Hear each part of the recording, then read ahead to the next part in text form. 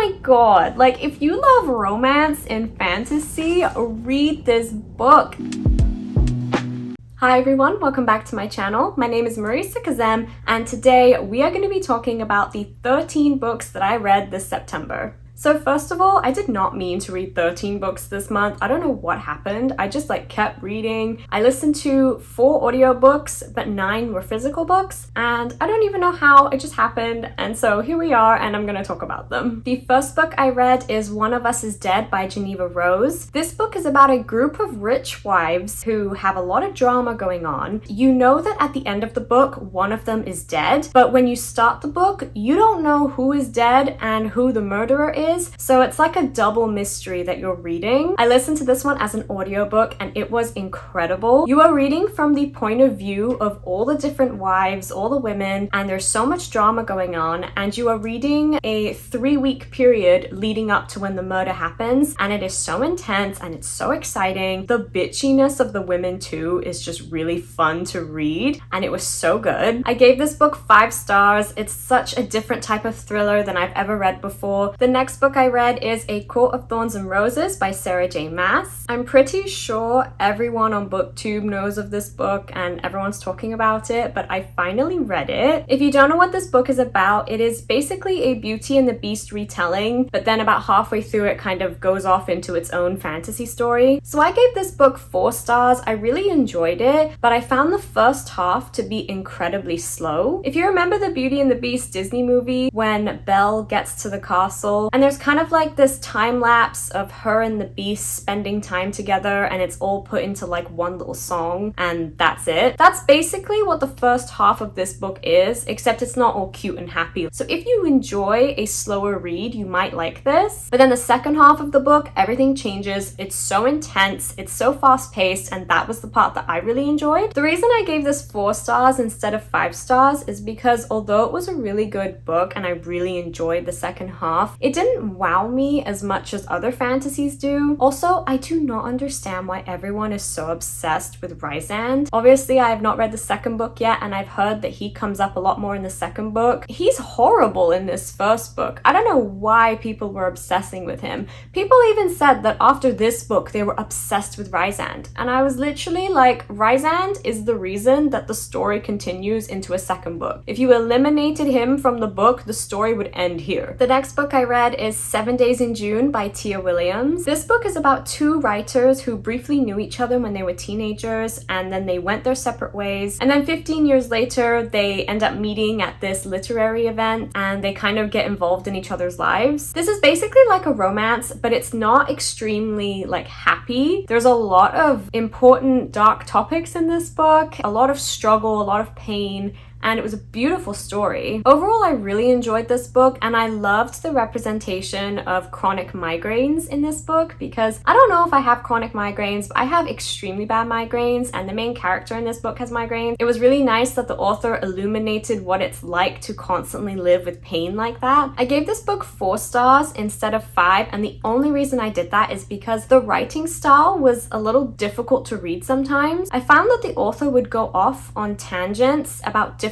topics and then loop back round to what she was initially trying to say, and it just depends if that's your writing style or not. For me, I just kept getting confused and had to reread paragraphs over and over again, and it kind of got in the way of me enjoying the story. But otherwise, the story itself is fantastic, and I definitely recommend everyone should read this book. The next book I read is We Were Liars by E. Lockhart. We Were Liars is one of the strangest books I've ever read. It is so short, and the writing style was very childish. It's basically about this wealthy family who own an island, and they each member of the family has houses or mansions there, and it's about the teenagers spending their summer together, and they called themselves the Liars. I just didn't really understand the point of this book. By the time I was done reading it, my conclusion was just, yeah, life sucks, and that's it. It didn't really leave me with anything else besides that. I gave this book 3 stars. It was a very interesting read, and I wanted to read it because it was so hyped up and I just wanted to know what it was. The next book I read is Beach Read by Emily Henry. I have some serious problems with Beach Read and just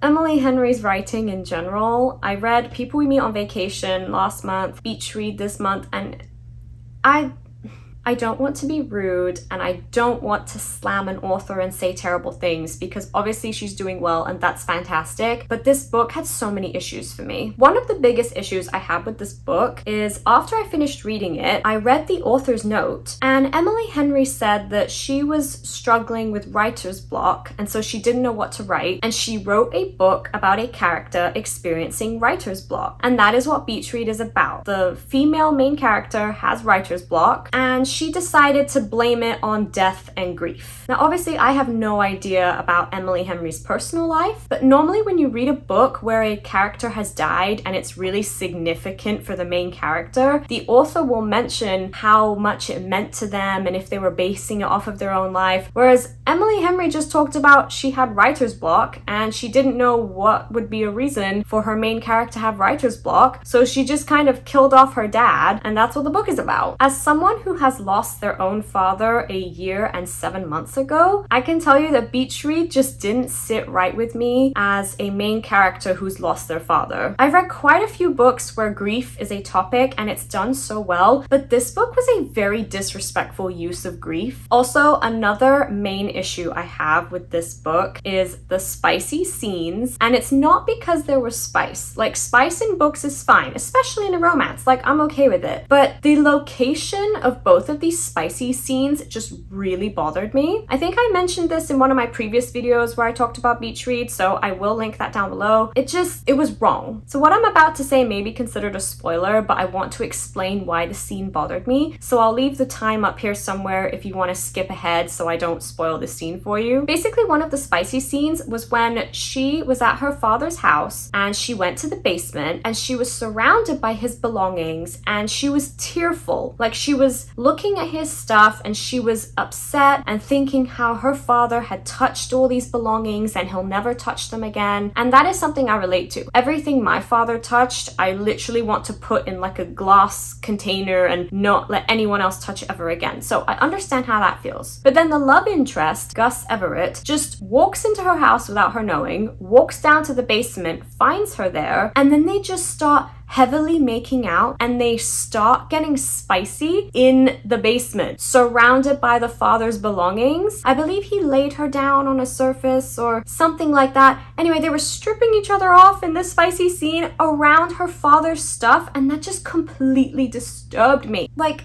that just repulsed me. Reading that with my own father being dead, imagining getting spicy while I'm surrounded by all his belongings in his house, which she is unfamiliar with. Like, I don't know how that scene was supposed to be really like spicy and hot to read, because it wasn't. It was disturbing and I really wish that wasn't in there. Anyway, there was also another spicy scene in the book that again happened in a very weird location that was disrespectful, and I just don't understand this book. Also in this book, the main character had a letter from her dad from beyond the grave, but it makes no sense because it didn't seem like he knew he was going to die. Like, the book begins with him already dead. It just doesn't make any sense. Why would there be this letter? And then the events following that, it just didn't make any sense. It has nothing to do with the romance, and it just seemed like she wanted to put death in this book as a reason for the main character having writer's block, and I just can't understand. Like, you couldn't have thought of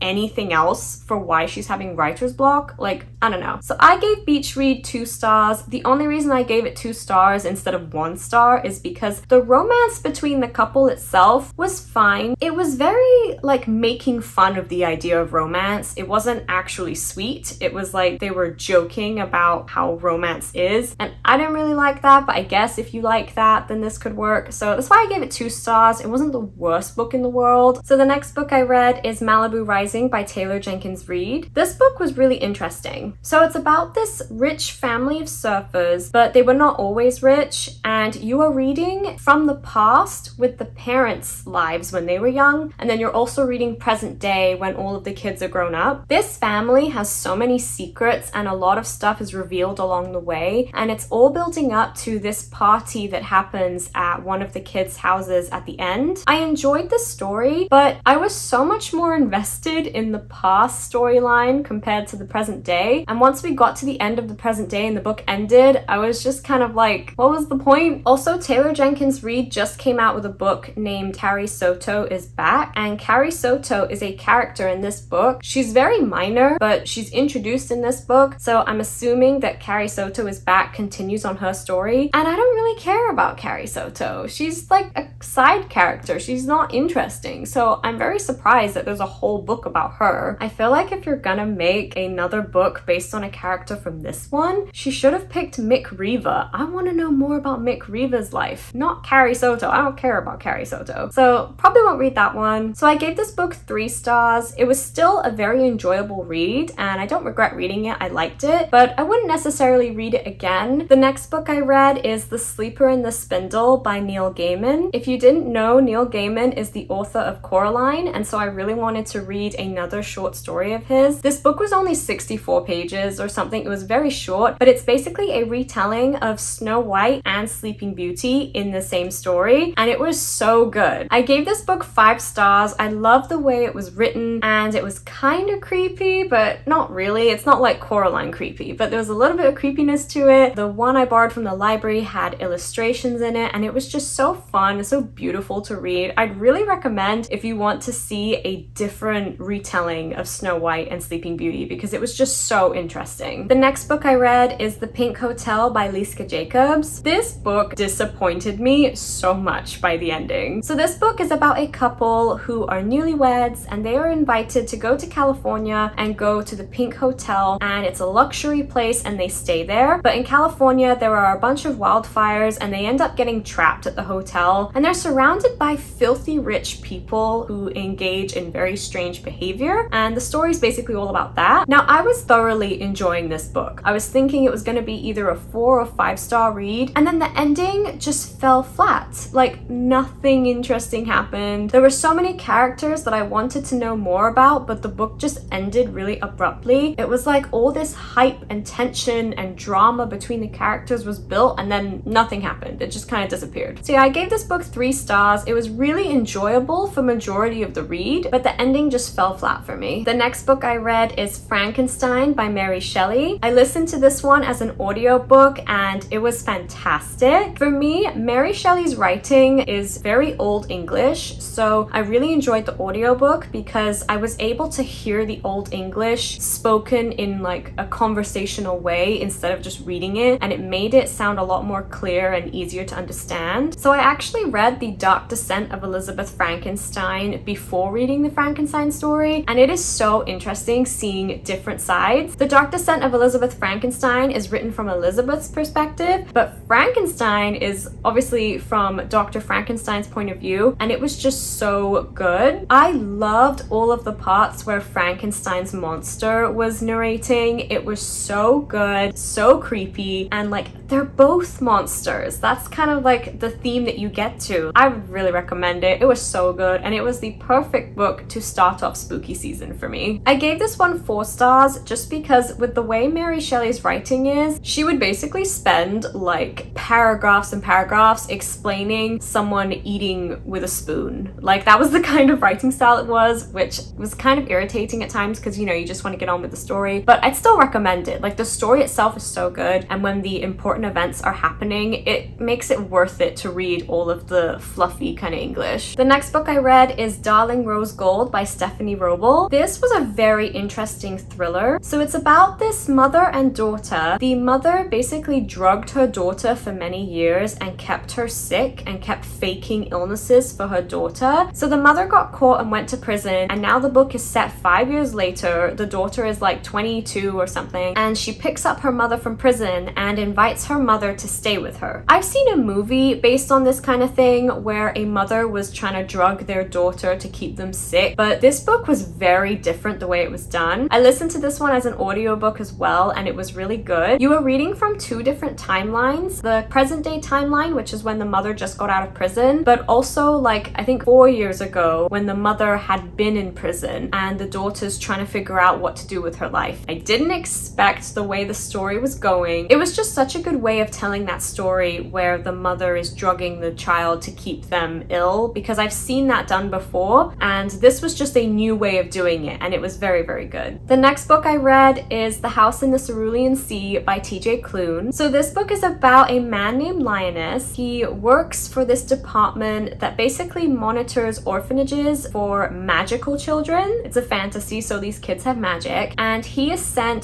to this specific orphanage to deal with some very troubled children. I cannot tell you more about the children without spoiling it, and I think it's fun to go in blind, so I won't. But the children were very interesting, and it was a very funny story. I also listened to this one as an audiobook, and I just loved listening to it. I gave this book 4 stars. I really enjoyed it, but for some reason it just didn't feel like a 5-star read for me, but it was still very good. The next book I read is The Candle and the Flame by Nafiza Azad. This book is amazing. I borrowed it from the library, and then I bought my own copy because I wanted one for myself. This is basically an Indian, an Arabic, and slightly Persian mythology kind of wrapped up in one, and it's about Jinni and the Jinn, and it was just incredible. This is also a fantasy romance, so if you guys like romance in your fantasy, this one has it, and it was so good. I feel like I can't really explain what this book is about in a quick way because there were just so many characters. This is the entire list of all the important characters. I am going to read you guys 2 quotes from this book that were so romantic, and I'm hoping this will convince you guys to read it. The first one is, "It may cause me to behave like I am in love with you." Like, when I first read that, and that's obviously out of context, when you're reading this in the context, it was amazing. And also this other quote, "He wonders if there will ever be a time when seeing her will no longer feel like a gift."